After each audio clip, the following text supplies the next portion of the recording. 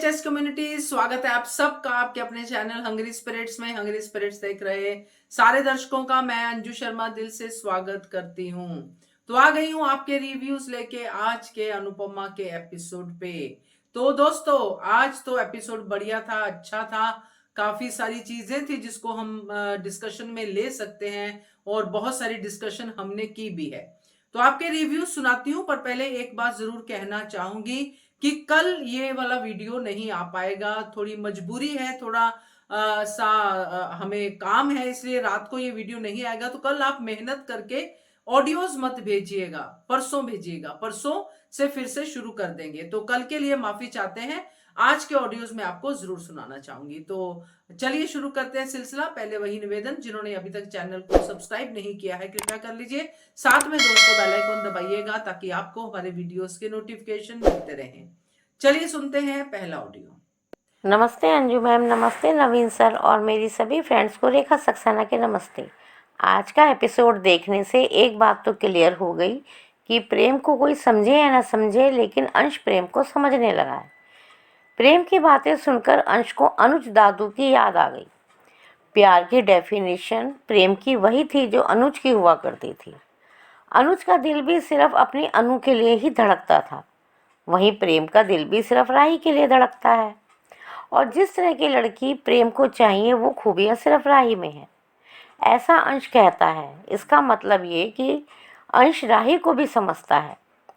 मुझे लगता है कि शायद समर का बेटा अंश आगे चलकर प्रेम और राही को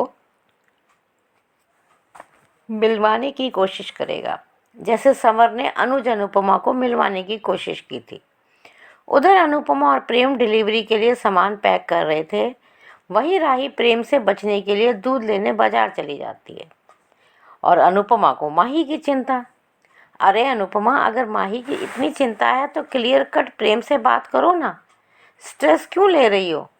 और इसी स्ट्रेस के चलते अनुपमा बेहोश हो जाती है और सभी घबराकर डॉक्टर को बुलाते हैं। और डॉक्टर कहते हैं कि अनुपमा को स्ट्रेस की वजह से चक्कर आया और अब इसको प्लीज़ कोई स्ट्रेस ना दे। लेकिन डॉक्टर साहब, शाउस में कोई स्ट्रेस ना दे, ये हो सकता है? और फिर साइको माही भी तो अनुपमा को स्ट्रेस देने वाली है। स्ट्रेस नहीं देंगे तो प्रेम और राही। हालांकि राही ने भी अपनी माँ को बहुत स्ट्रेस दिए हैं, बहुत दुख दिए हैं, लेकिन अब उसकी ज़िंदगी लाइन पर आ गई है। उधर प्रेम के बताने पर राही घबरा जाती है। और क्या ये वही राही है जो माँ को बार बार ताने मारती थी? राही अब बहुत बदल गई है। और राही, माही, प्रेम अनुपमा को कोई काम ना करने और आराम करने की सलाह देते हैं। उधर राही के दिमाग में कुछ और वो प्रेम के प्यार का जवाब इनकार से देती है। साथ ही कहती है कि मुझे साथी चाहिए, साथी नहीं। प्यार को वो कॉम्प्लिकेटेड मानती है, जैसे अनुपमा भी प्यार में टूट चुकी थी और दूसरी बार नहीं टूटना चाहती थी। और साथ ही वो कहती है कि उसे सच्चे दोस्त की ज़रूरत है। वही अनुपमा अनुज की कहानी। शुरू में जहां अनुज बहुत प्यार करता था और 26 साल इंतज़ार किया, वहीं अनुपमा अनुज को सिर्फ एक दोस्त के रूप में ही चाहती थी। बिल्कुल अनुपमा की बेटी है राही। और प्रेम प्यार में टूटा हुआ जीप में बैठकर कहता है कि आप मुझे प्यार करो ना करो, मैं ज़िंदगी भर प्यार करता रहूँगा। और अनुपमा खिड़की से दोनों को इस स्थिति में देखकर कुछ सोचने पर मजबूर होती है। अनुपमा, तुम तो खुद इस स्थिति से निकली हो। क्या तुम अपनी बेटी की आंखों में आंसू और प्रेम के चेहरा नहीं पढ़ पा रही हो? सब माही की तरह नहीं होते जो चीख चिल्लाकर अपनी बात मनवाएं। और अनुपमा जी, ये प्रेम और माही की दोस्ती और झगड़ा नहीं है, ये उन दोनों का प्यार है। प्लीज़ अनुपमा, माही की तरफ से ध्यान हटाकर राही को भी देखने और समझने की कोशिश करो और जानकी काकी की बात समझने की भी कोशिश करो। अभी सुलझा लिया तो ठीक, नहीं तो सबसे ज़्यादा दुख तुम्हें ही होगा। उधर प्रेम बेख्याली में राही के प्यार में भटकता हुआ परेशान भागता फिर रहा है। उधर कुछ आवारा लड़के प्रेम को घेर कर उसको लूटते हैं और पीटते हैं।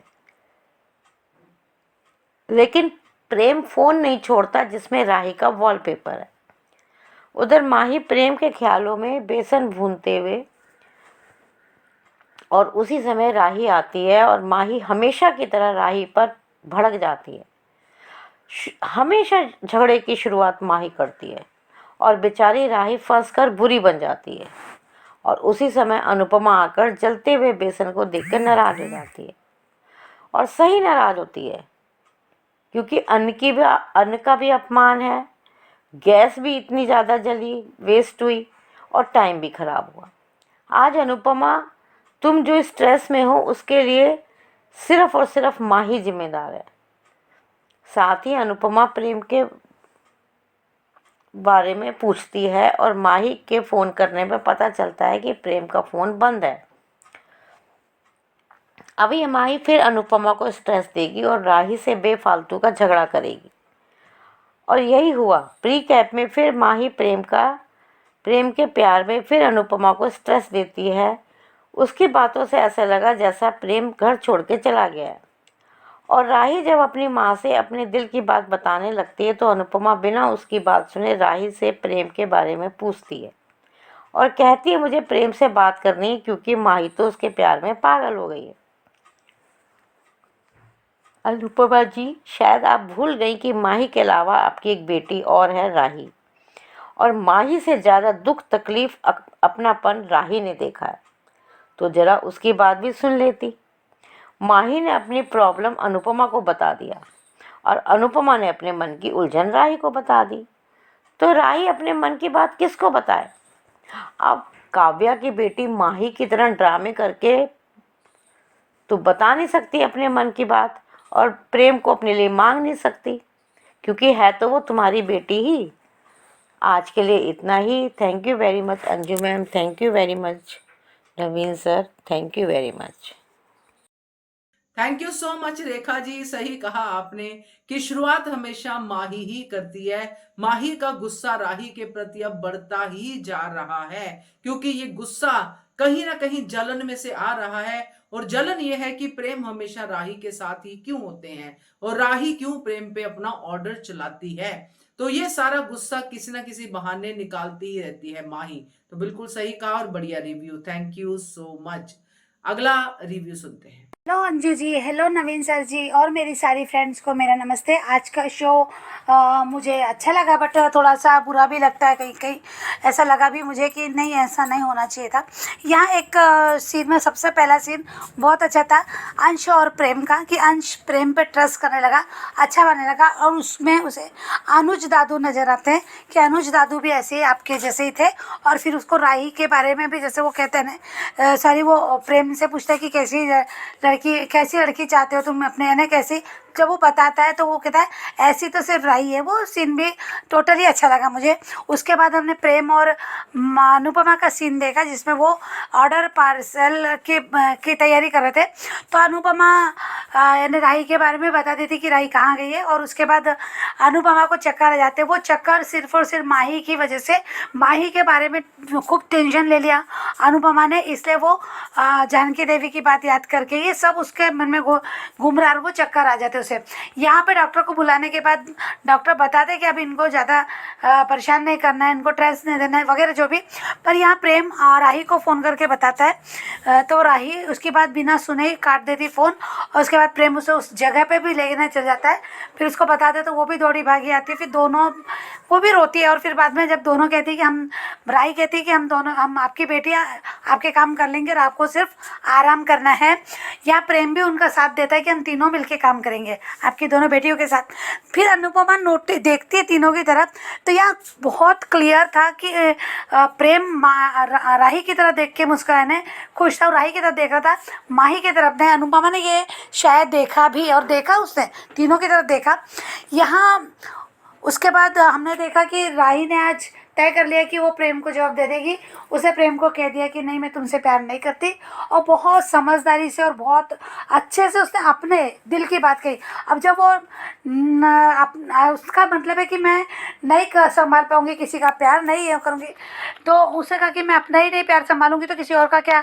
मैंने अपने माता पिता का भी प्यार नहीं संभाल पाई।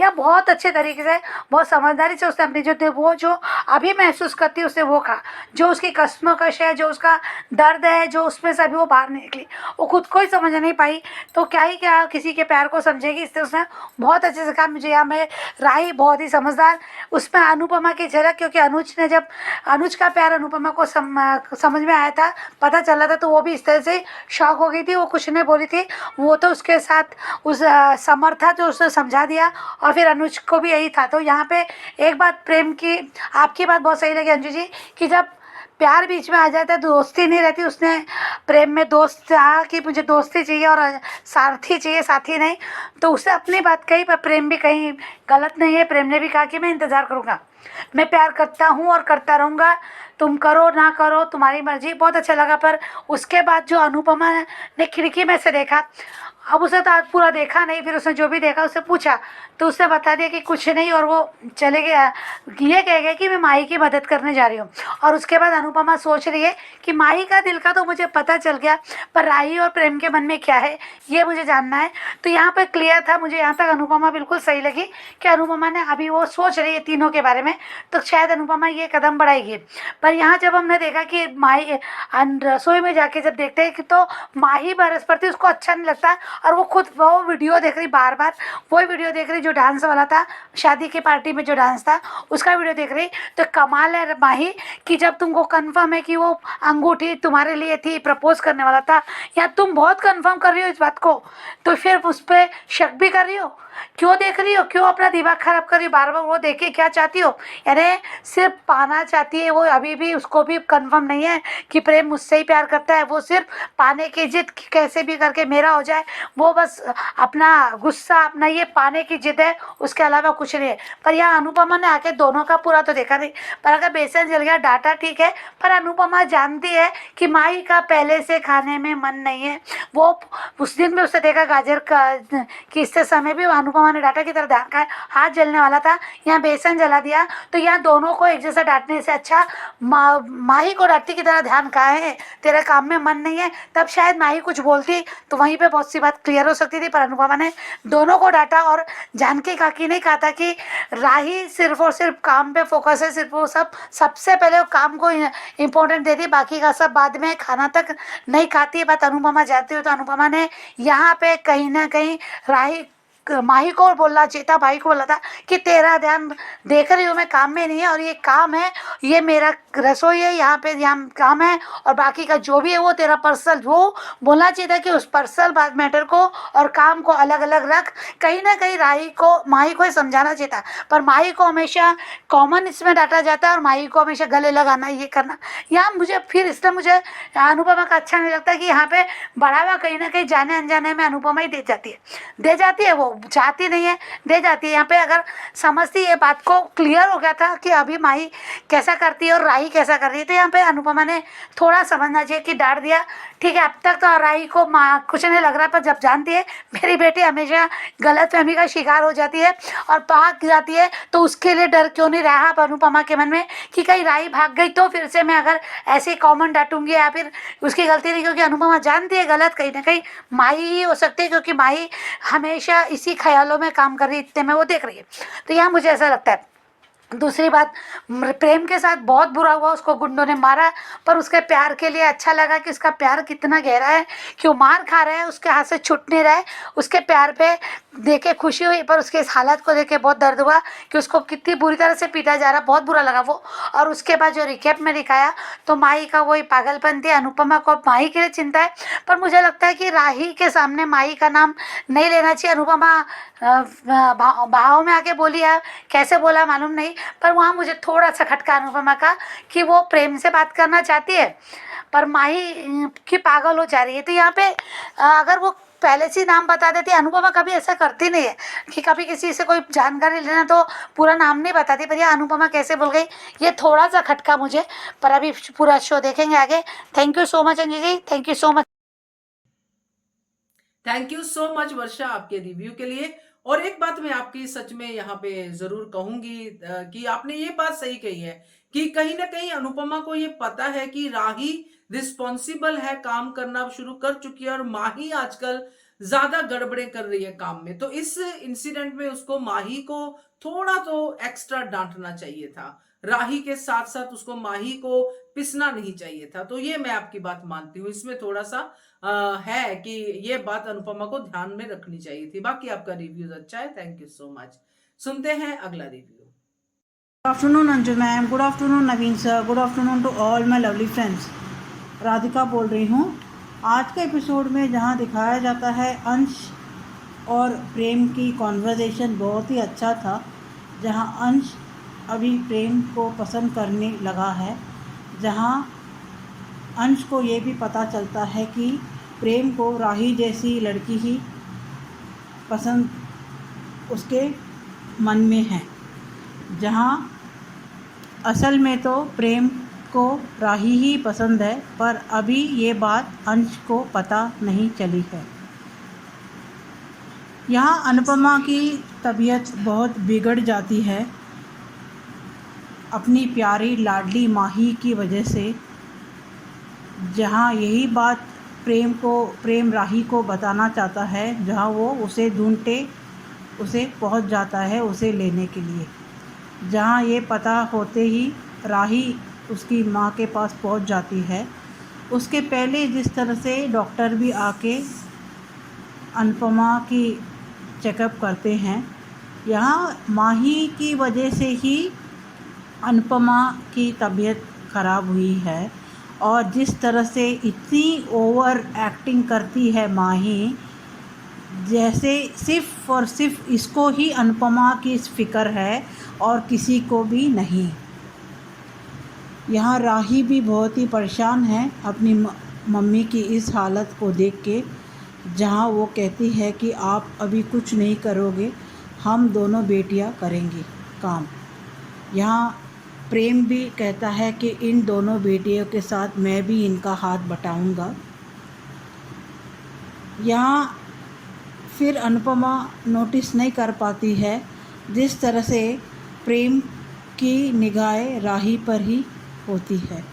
यहाँ राही अपनी एक अच्छी दोस्त को नहीं खोना चाहती है, जिस तरह से प्रेम भी इतनी जल्दबाजी कर रहा है, और उसे राही को यहाँ डर है कि वो प्रेम को प्यार करने लगे तो वो प्यार निभा नहीं पाएगी या संभल के रख नहीं पाएगी उस रिश्ते को, जिसके वजह से वो डर रही है।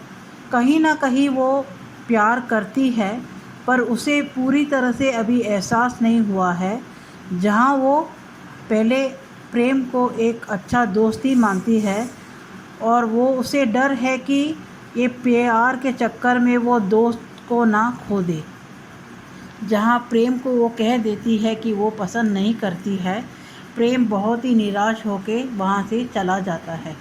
यहाँ प्रेम को हर जगह राही ही दिखती है, और उसका ये कहना होता है कि आप प्यार करो या ना करो, मैं तो आपको प्यार करता ही रहूँगा ज़िंदगी भर, और आपका इंतज़ार भी करूँगा।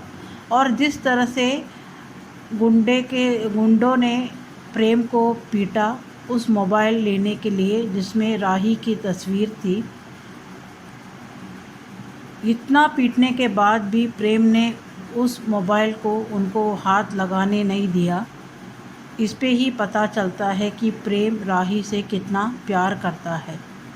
एक बात तो क्लियर हो गई, प्रेम राही को छोड़ के और किसी का भी कभी भी नहीं हो सकता है।